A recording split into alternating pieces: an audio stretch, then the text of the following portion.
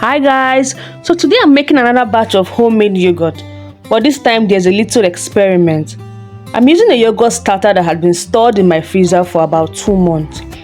A lot of people ask if a frozen starter still works, so today we're putting it to test. For this small batch, I'll be using lacto-rich milk, powdered milk, my measuring cup, a whisk, and of course my frozen starter. Here is how I stored my starter.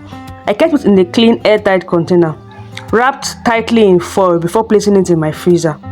This helps protect it from moisture and freezer odors while keeping the culture alive. So I'm making just a small batch today, and I'm using 2 cups of powdered milk. I now went ahead to add 2.5 cups of room temperature water, followed by another 2.5 cups of hot boiling water, making it a total of 5 cups of water. Now I usually use that formula of, instead of 1:1:1, I use 1:1:1.5 and 1/2, which is 1 cup of water to 1 cup of milk to 3 cups of water. Okay, so I use 2 cups of milk, 2.5 cups of room temperature water, and then another 2.5 cups of hot boiling water. So when I was done, I mixed everything well to make sure that it dissolves completely. Now you have to wait for the water to cool down a bit. I usually do the 5 seconds. I use a simple rule, 5-second finger test. If I can comfortably keep my clean finger, the finger has to be clean, in the milk for about 5 seconds, then the temperature is just right.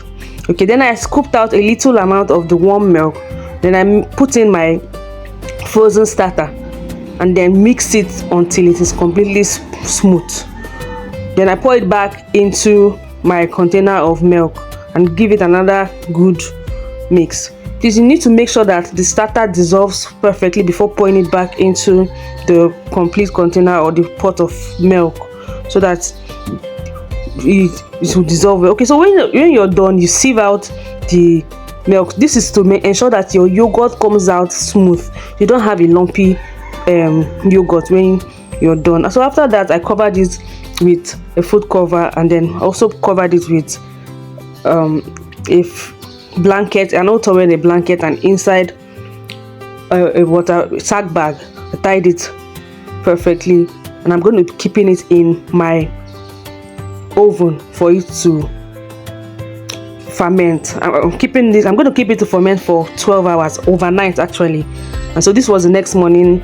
I brought it fermented perfectly. So yes, if you have been wondering if you can use your leftover starter, this is me telling you that you can go ahead and save your starter and use it again, because I saved my starter in the freezer for at least 2 months. Okay, so this was the next morning, and now this is me saving out another portion of the milk. Now a good way to save your starter, before adding any sugar, always save some part of your plain yogurt for your next batch of production.